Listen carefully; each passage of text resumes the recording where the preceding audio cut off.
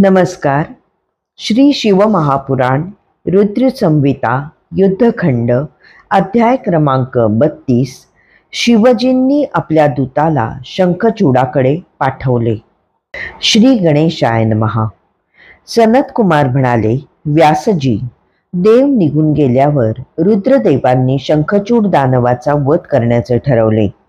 त्यांनी गंधर्वांचा अधिपती असलेल्या पुष्पदंत चित्ररथाला बोलावून घेतले. त्याच्याशी सविस्तर चर्चा केली.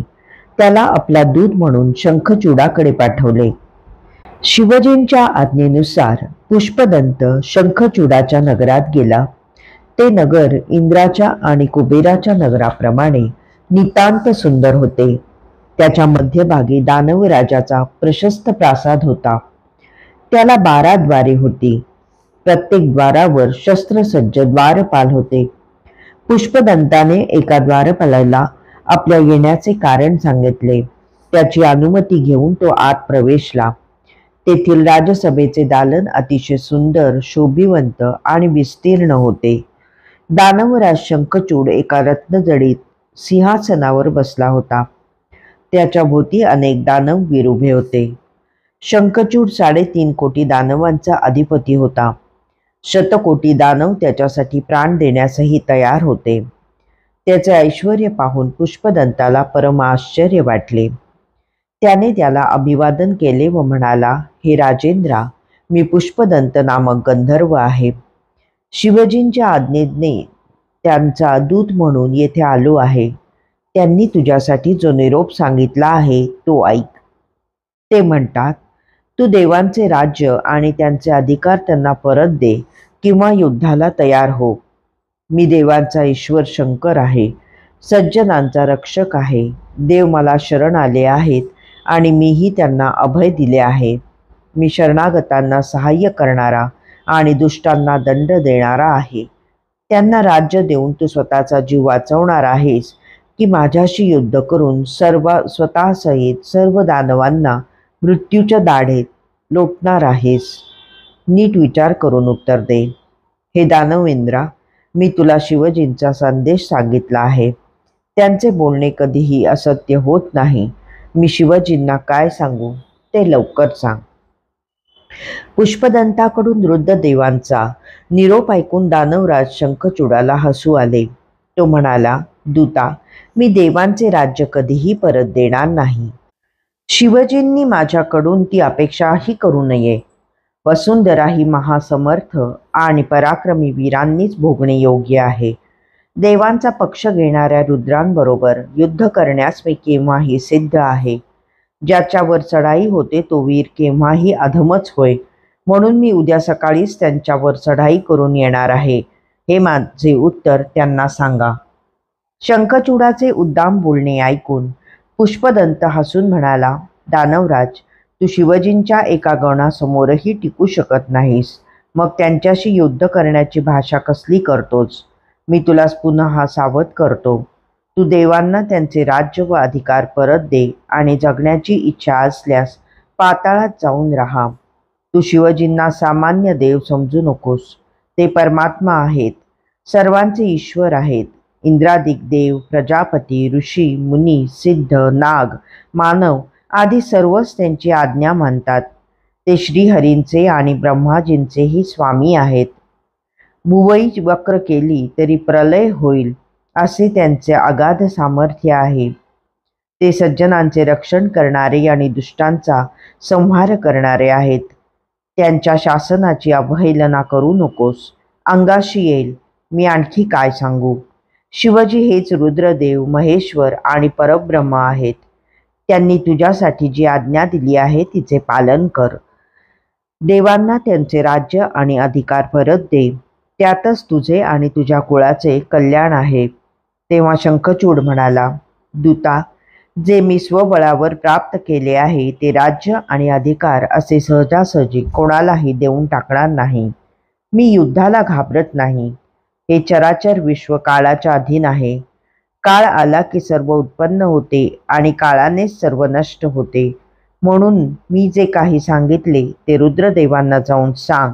मग त्यांना जे काही करायचे असेल ते करू दे. शंखचूडाचा निरोप घेऊन पुष्पदंत कैलासावर परतला. त्याने शिवजींना सर्व वृत्तांत सांगितला. अध्याय 32 समाप्त. अध्याय क्रमांक 33. भगवान शिवजींचे युद्धासाठी प्रस्थान. श्री गणेशाय नमः. सनद कुमार म्हणाले, व्यासजी, पुष्पदंताकडून सर्व वृत्तांत जाणून घेतल्यावर शिवजींना फारच संताप आला. ते आपल्या गणांना म्हणाले, वीरभद्र, नंदी आणि माझ्या बलवान पार्षदांनो, तुम्ही सर्वजण युद्धाला तयार व्हा. दोन्ही कुमारांना घेऊन युद्धाकरिता निघा. भद्रकालीनेही आपली सेना घेऊन युद्धासाठी बाहेर पडावे. शंखचूडाच्या वधाकरता मीही निघतो. ते ऐकून शिवजींच्या वीरगणांना आनंद झाला. त्यांनी त्वरेने युद्धसिद्धता केली. स्कंद म्हणजे कुमार कार्तिकेय, गणपती आणि सर्व सेनाधिपती आपापली सैन्य घेऊन शिवजींबरोबर मोठ्या उत्साहाने निघाले.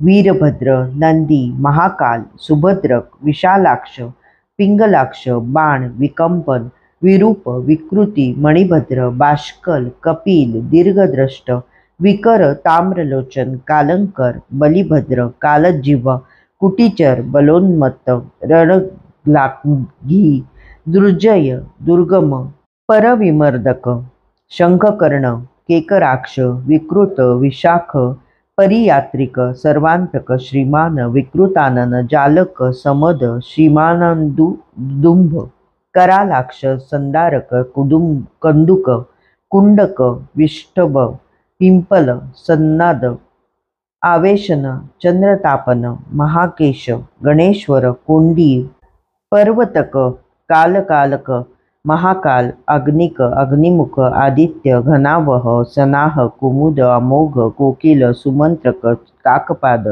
संतानक, महाबल, मधुपिंगल, नील, देवेश, पूर्णभद्र, महाकाली, चतुर्वक्र, सुकेश, वृषभ, काष्टारूढ, तालकेतू, षण्मुख, पंचमुख, सवर्तक, चैत्र, लंकुशिलीश, स्वयंप्रभू, लोकांतक, दैत्यांतक, दीप्तात्मा, देवभृंगी, रिटी, अशनी, भानुक, कंकाल, कालकंकाल, सर्वांतक असे असंख्य गणपालक शंखचूडाबरोबर युद्ध करण्याच्या इच्छेने निघाले.